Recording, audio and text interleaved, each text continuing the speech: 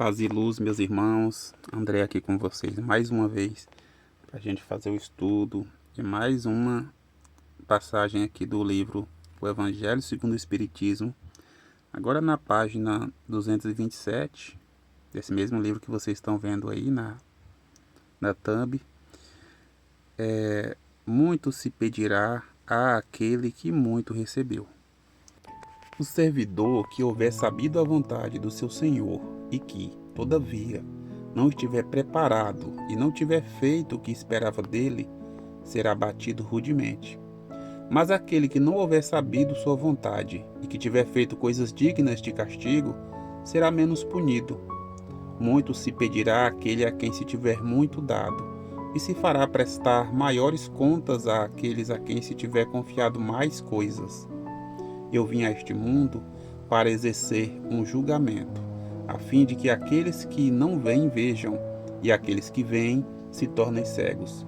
Alguns fariseus que estavam com ele ouviram essas palavras e lhe disseram: Somos nós, pois, também cegos? Jesus lhe respondeu: Se fosses cegos, não terias pecado. Mas agora dizeis que vedes, e é por isso que vosso pecado permanece em vós. Estas máximas encontram sobretudo sua aplicação nos ensinos dos Espíritos. Todo aquele que conhece os preceitos do Cristo é culpável, seguramente, de não os praticar, mas além do Evangelho que os contém, não estar difundido senão nas seitas cristãs. Entre estas, quantas pessoas não o leem? E entre aqueles que o leem, quantos há que não o compreendem? Disso resulta que as próprias palavras de Jesus estão perdidas para a maioria. O ensino dos Espíritos, que reproduz estas máximas sob diferentes formas, que as desenvolve e as comenta para as pôr ao alcance de todos, tem a particularidade de não ser circunscrito e cada um, letrado ou iletrado, crente ou incrédulo, cristão ou não, o pode receber, uma vez que os Espíritos se comunicam por toda parte. Nenhum daqueles que o recebem diretamente ou por intermediários pode pretextar ignorância, não pode se desculpar nem por sua falta de instrução, nem pela obscuridade do sentido alegórico. Aquele, pois, que não as aproveita para o seu adiantamento, que as admira como coisas interessantes e curiosas, sem que o seu coração por elas seja tocado, que não é nem menos vão, nem menos orgulhoso, nem menos egoísta, nem menos apegado aos bens materiais, nem melhor para o seu próximo, é tanto mais culpado quando tenha maiores meios de conhecer a verdade. Os médiuns que obtêm boas comunicações são ainda mais repreensíveis em persistir no mal, porque frequentemente escrevem a sua própria condenação. E se não estivessem cegos pelo orgulho, reconheceriam que é a eles que os espíritos se dirigem. Mas, em lugar de tomar para si as lições que escrevem, ou que vêm escrever, seu único pensamento é de as aplicar aos outros, realizando assim esta palavra de Jesus: Vedes um argueiro no olho do vosso vizinho, e não vedes a trave que está no vosso. Por essas outras palavras, se fosses cegos, não terias pecado. Jesus entende que a culpabilidade está em razão das luzes que se possui. Ora, os fariseus que tinham a pretensão de ser, e quem eram, com efeito, a parte mais esclarecida da nação, eram mais repreensíveis aos olhos de Deus do que o povo ignorante. Ocorre o mesmo hoje. Aos espíritas, pois, será pedido muito, porque receberam muito, mas também àqueles que tiveram aproveitado será dado muito. O primeiro pensamento de todo espírita sincero deve ser o de procurar nos conselhos dados pelos espíritos se não há alguma coisa que possa lhe dizer respeito. O espiritismo vem multiplicar o número dos chamados, pela fé que proporciona. Multiplicará também o número dos escolhidos. Instruções dos Espíritos: dar-se-á àquele que tem. Seus discípulos, se aproximando, lhe disseram: Por que lhes falais por parábolas? E lhes respondendo, disse: É porque para vós outros foi dado conhecer os mistérios do reino dos céus, mas para eles não lhes foi dado, porque a quem já tem se lhe dará ainda, e estará na abundância, mas para aquele que não tem, se lhe tirará, mesmo o que tem. Por isso, eu lhes falo por parábolas. Porque vendo, eles não veem, e escutando, não ouvem, nem compreendem.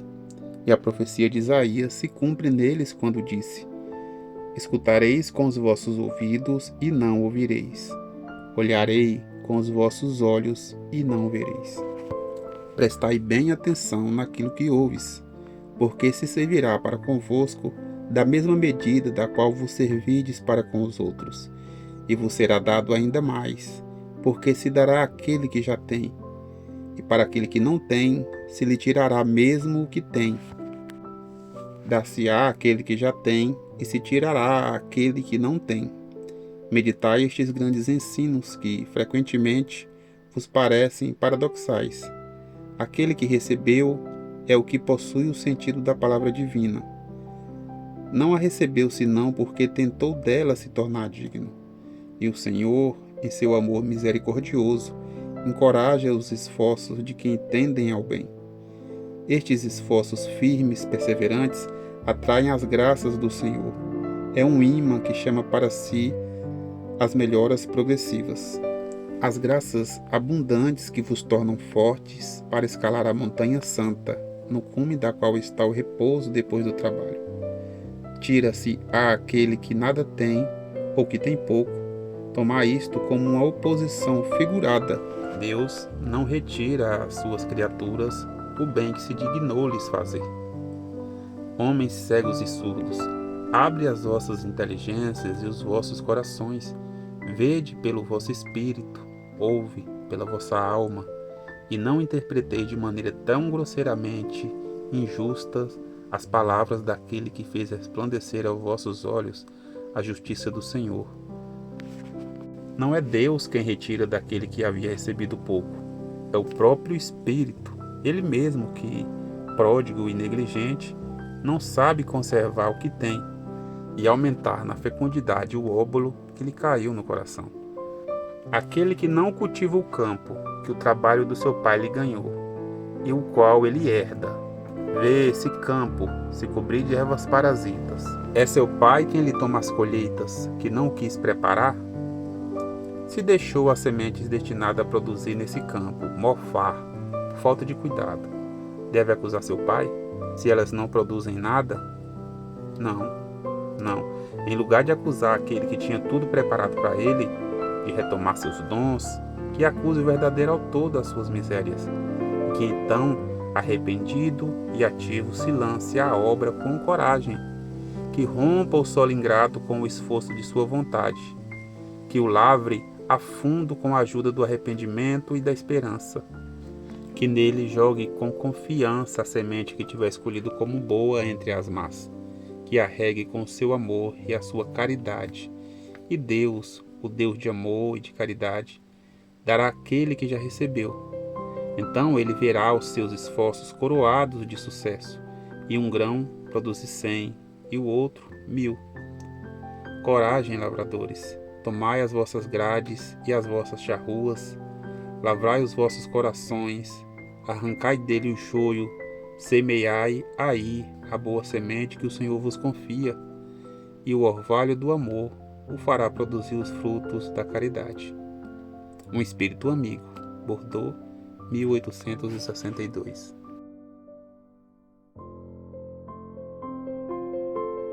Esse trecho que estudamos do Evangelho, a quem tem será dado, e a quem não tem, até o que tem lhe será tirado, mas no sentido espiritual, não material.